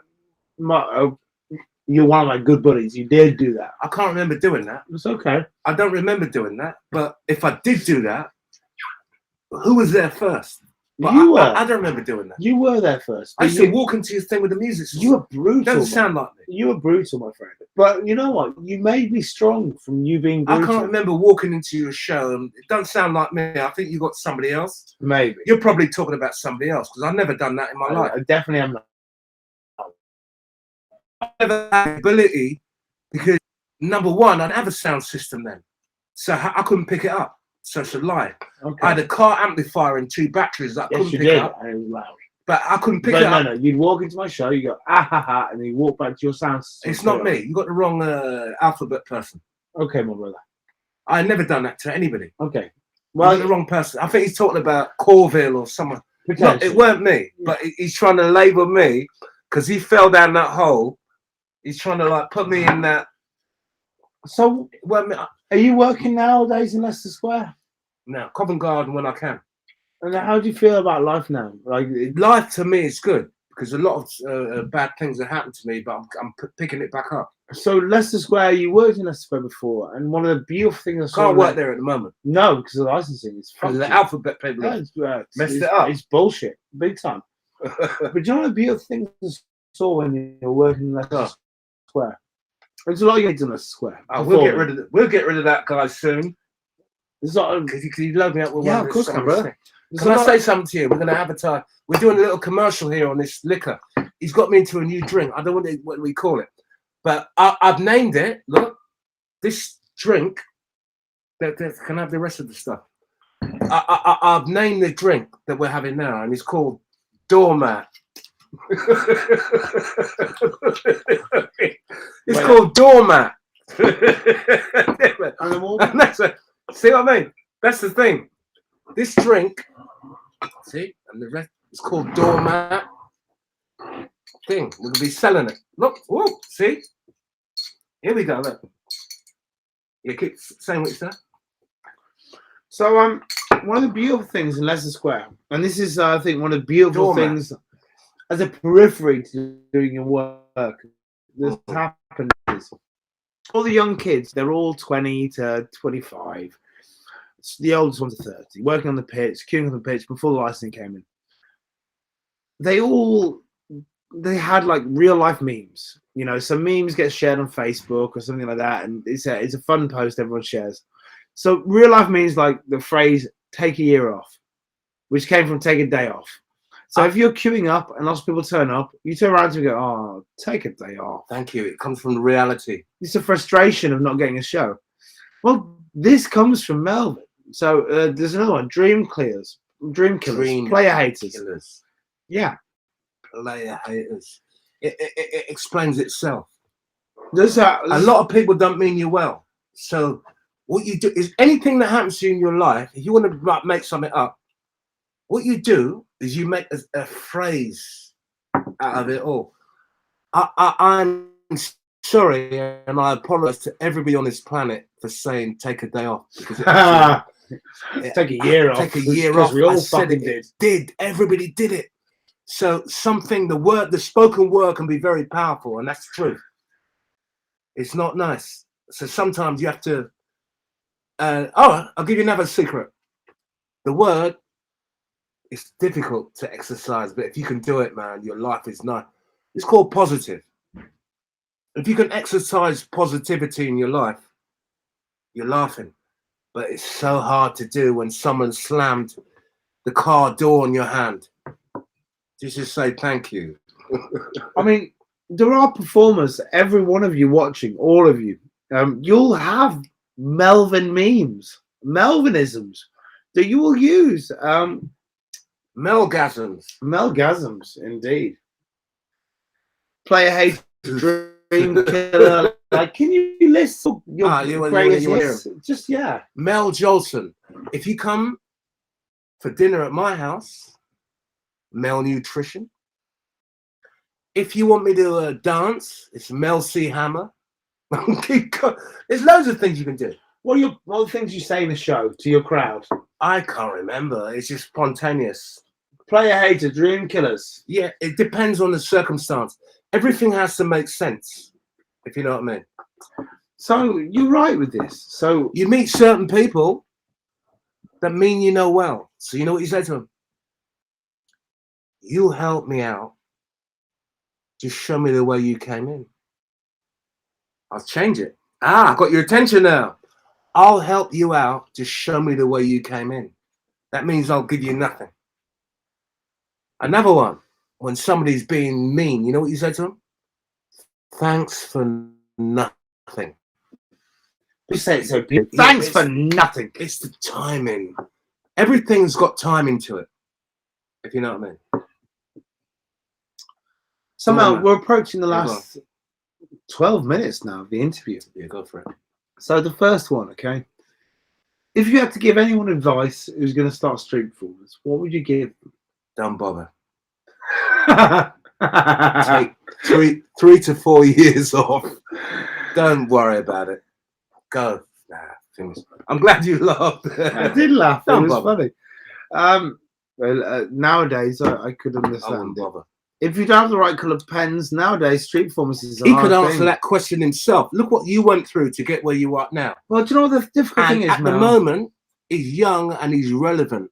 He was even working today and cleaned up.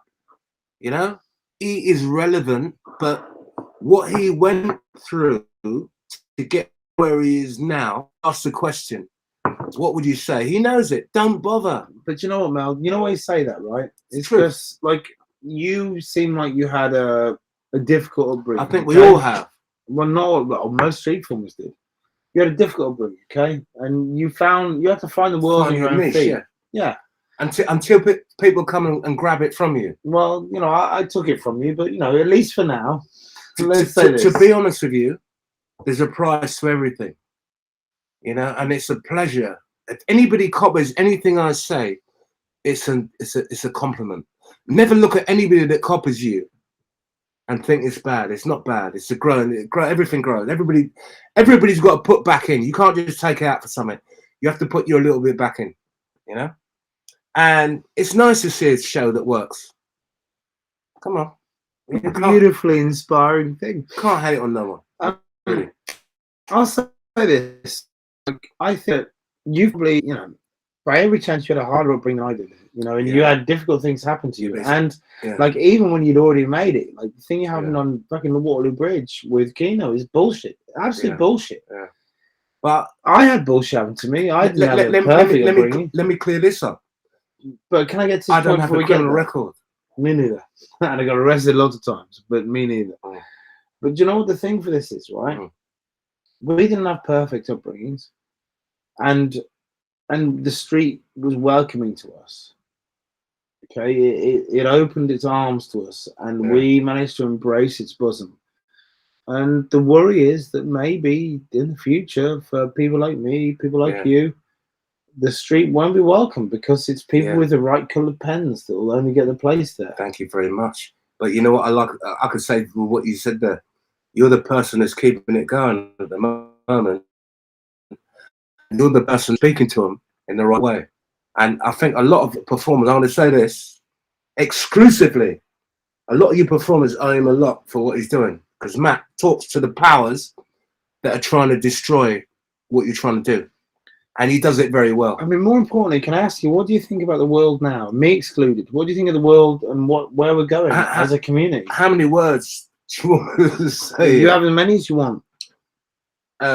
If you want me to say it in one way, it's changed. It's But in what way? In what way has it changed? Like, tell me, how do you see the future of our art form? And our art form is essentially an art form that is performed best, in my personal opinion, by people who've had alternative and difficult lifestyles. The people who have the right club pens, the middle class kids that go to the schools and get all the fucking degrees in performance, they don't create great street work.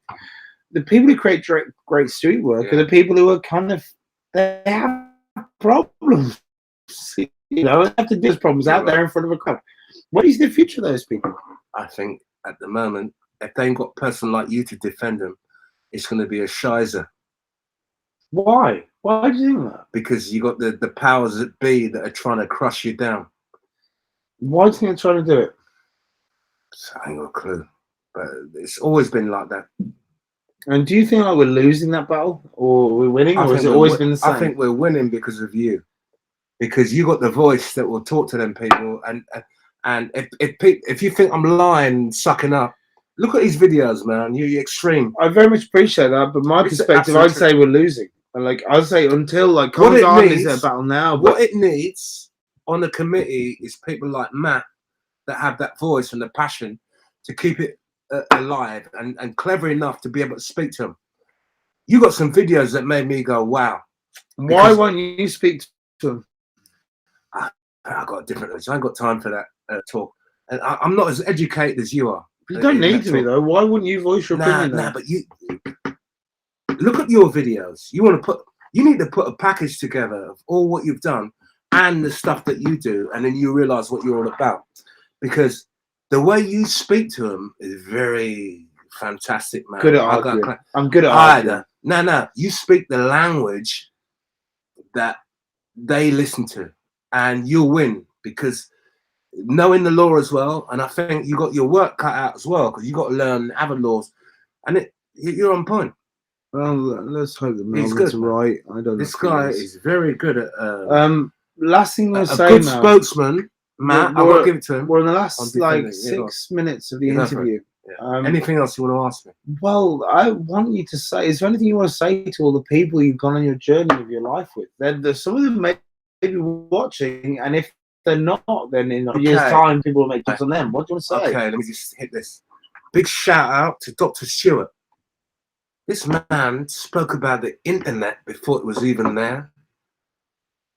Dr. Stewart, look him up. He was in The Fifth Element. He's the guy with half his head shaved and blah, blah, blah, blah. Love him to bits. Captain Keno. Soldier. Eddie Izzard. He made it. See, I froze there. You did. Admiral Benberg, blah blah blah blah blah blah blah blah blah. Blueprint of doing soddle and making money. Can teach you a lot. Who else? Charlie. He's the youngest street performer in Covent Garden. You'll still see him today. 18? Is he 18? How old is Charlie? Like, you don't know the truth. Don't blow him up. No one knows how old he is. Oh my God. You have to get the Sanskrit to this thing, right? He's older than dirt. Sorry I had to throw that out there, Charlie. And he's still doing it. Me. Charlie escaped from the Persian Revolution, right? There The Iranian Revolution, yeah. It's like Houdini. Escape. His first escape. Do you know what it was? From his father's. Yeah. So I'm keeping it clean. I got to say something, man. Matt's a good guy. You talked enough about me. Talk about the people you knew in your history. All right, more. I want to cut this off. Look. What do you reckon, people? Keep it or lose it? There will be a vote in the comments after the interview. Peter. Who else? Who's the pioneers, man? Richie Rich, man. Can't forget, guy. The most positive man. Lucky Diamond. Lucky Diamond, Rich, man. The most positive. Flying Dutchman. Shout out. Mikhail and Jean-Michel. You got what? Mikhail also interview on the show. Please check him out. Leave without saying this. 2 interviews. The Butterfly Man. God bless him. I was in Japan with him. One of the greatest street performers, man, that ever lived. You need to look at his stuff up. Look him on YouTube. He had a butterfly tattooed on his head, but his show was. There you go. Robert Nelson, yes? Robert Nelson, the Butterfly Man. He died. Yeah. Look him up. I was in Japan with him. And last thing. And can I just hit No, you with yeah, this? please. His wife, Kumi. I was in Japan. He said to me, they used you as this guy, man. He's coming from London. He don't stop working. He's killing shows and blah, blah, blah, blah. When I went there, he told me that. He sat back and he went, don't care about all that. He goes, I can't get a woman. I had women all over me like flies. Kumi, I went to dinner. Cost me like 500-600 quid to take for a bowl of rice and a bit of meat. I had enough of that. I went there to like do that. He married her. He's dead now. And he was happy for that bit of his life. I gave him that. I gave him his wife. And I didn't do anything with her. Just passed it on. This is how I did it. We meet up. We're going for dinner. They're all there. The bottom of the elevator. I went back up in the elevator and went back to my room and left them to go to dinner. There was no mobiles then. Couldn't call me. They went by themselves. They got married. God bless him, man. Robert Nelson. Look him up on YouTube. The Butterfly Man. Butterfly tattooed on his head. He used to be supposed to be a doctor, but he didn't do it. Ended up being a great street performer. Pier 39, San Francisco. Look him up, man. Rest in peace. Check him. And last thing, okay, not for the beginning, but if you had to give your greatest virtue of street performance, you spent your life doing it. What's the greatest virtue of being a street performer? If someone said to me, is there anything that I'd ever change? You know what it'd be? I'm listening, my brother. My underwear. On that note, everyone, it's been a pleasure having you listen to us. It's been a pleasure having Yes, you. yes! Just remember that one. Thank you very much. Yes, yes. Change your underwear. From me and from Mel, thank you very much, everybody. Peace. Have a good night.